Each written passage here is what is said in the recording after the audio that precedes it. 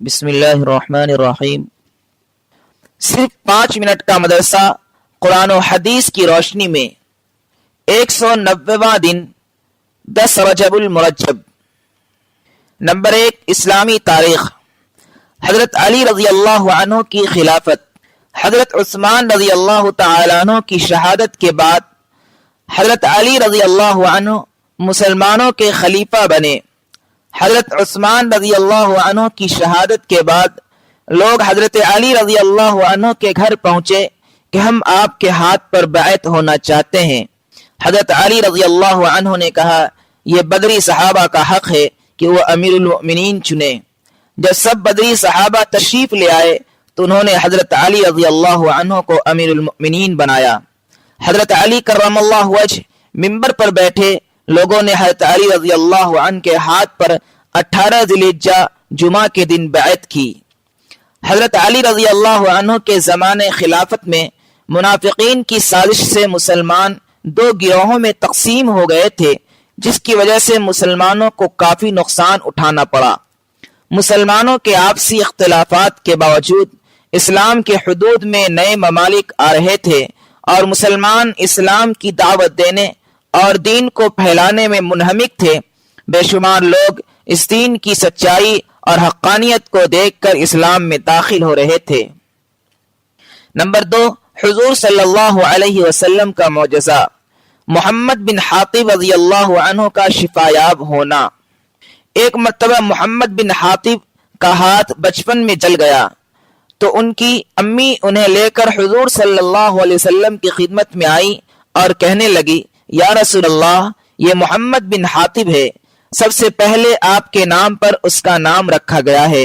चुनांचे हुजूर सल्लल्लाहु अलैहि वसल्लम ने उनके सर पर हाथ फेरा और बरकत की दुआ फरमाई और उनके चेहरे पर अपना मुबारक थूक छिड़का और हाथ पर भी छिड़कने लगे और ये दुआ पढ़ी, अज़हिबिल बअस रब्बन नास इश्फि अंत शाफी ला शिफा इल्ला शिफाउका शिफाअन ला युगादिरु सक़मा।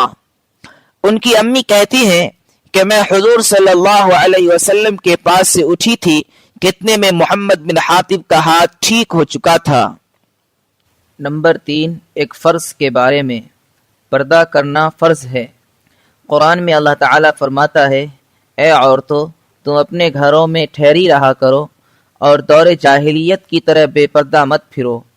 फ़ायदा तमाम मुसलमान औरतों के लिए ज़रूरी है कि जब किसी सख्त ज़रूरत के तहत घर से निकलें तो अच्छी तरह पर्दे का ख्याल रखते हुए बाहर जाएं, क्योंकि पर्दा करना तमाम औरतों पर फ़र्ज है।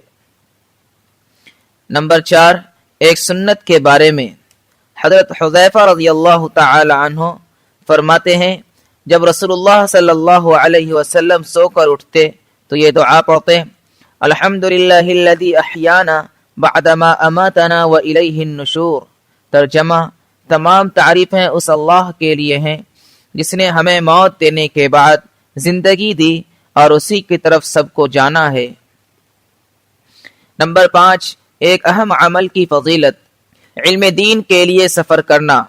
रसूलुल्लाह सल्लल्लाहु अलैहि वसल्लम ने फरमाया, जो शख्स इल्म दीन हासिल करने के लिए सफ़र करेगा तो अल्लाह ताला उसके लिए जन्नत का रास्ता आसान कर देंगे। नंबर 6, एक गुनाह के बारे में। यतीमों का माल मत खाओ।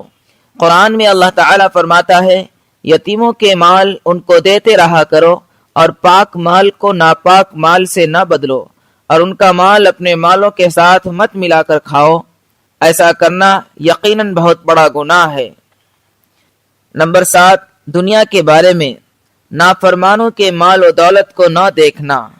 कुरान में अल्लाह ताला फरमाता है, जो हमने मुख्तलिफ काफिरों के गिरोहों को आजमाने के लिए माल और दौलत देख रखा है कि वो दुनियावी जिंदगी की रौनक है, आप उन चीज़ों की तरफ नज़र उठाकर मत देखिए। फ़ायदा, नाफरमानों को जो माल और दौलत मिलती है उसको ताज्जुब और ललचाई हुई निगाह से नहीं देखना चाहिए, क्योंकि उनके लिए आजमाइश का जरिया है। नंबर 8, आखिरत के बारे में। जहन्नम से ईमान वालों को निकाला जाएगा। रसूलुल्लाह सल्लल्लाहु अलैहि वसल्लम ने फरमाया, जब ईमान वालों के बारे में جہنم سے چھٹکارے کا فیصلہ ہو جائے گا تو انہیں پل صراط سے گزارا جائے گا۔ جو جہنم اور جنت کے درمیان ہوگا تو اس پر ان کے درمیان جو کچھ آپس میں ایک دوسرے پر ظلم و ستم ہوئے ہوں گے ان کا ایک دوسرے سے بدلہ دلوا کر پاک کر دیا جائے گا، پھر انہیں جنت میں داخلہ کی اجازت ہوگی۔ اس ذات کی قسم جس کے قبضہ میں محمد کی جان ہے، ان میں سے ہر ایک اپنی جنت کو اسی طرح پہچان لے گا جس طرح تم اپنے گھروں کو اس دنیا میں پہچانتے ہو۔ نمبر 9، طب نبوی سے علاج، عرق النساء کا علاج۔ حضرت انس بن مالک رضی اللہ عنہ فرماتے ہیں میں نے رسول اللہ صلی اللہ علیہ وسلم کو فرماتے ہوئے سنا کہ عرق النساء کا علاج عربی بکری یعنی دمبے کی چکتی ہے جسے پگھلایا جائے، پھر اس کے 3 حصے کیے جائیں اور روزانہ ایک حصہ نہار منہ پیا جائے۔ فائدہ، دمبا کی دم پر گول ابری ہوئی چربی کے حصہ کو چکتی کہتے ہیں۔ نمبر 10، نبی صلی اللہ علیہ وسلم کی نصیحت۔ رسول اللہ صلی اللہ علیہ وسلم نے فرمایا جس کا کوئی بچہ پیدا ہو تو اس کا اچھا نام رکھے اور اس کی اچھی تربیت کرے، پھر جب وہ بالغ ہو جائے تو اس کا نکاح کرے، اگر بالغ ہونے کے بعد بھی اس کا نکاح نہیں کیا اور وہ گناہ میں مبتلا ہو گیا تو اس کا گناہ اس کے باپ پر ہوگا۔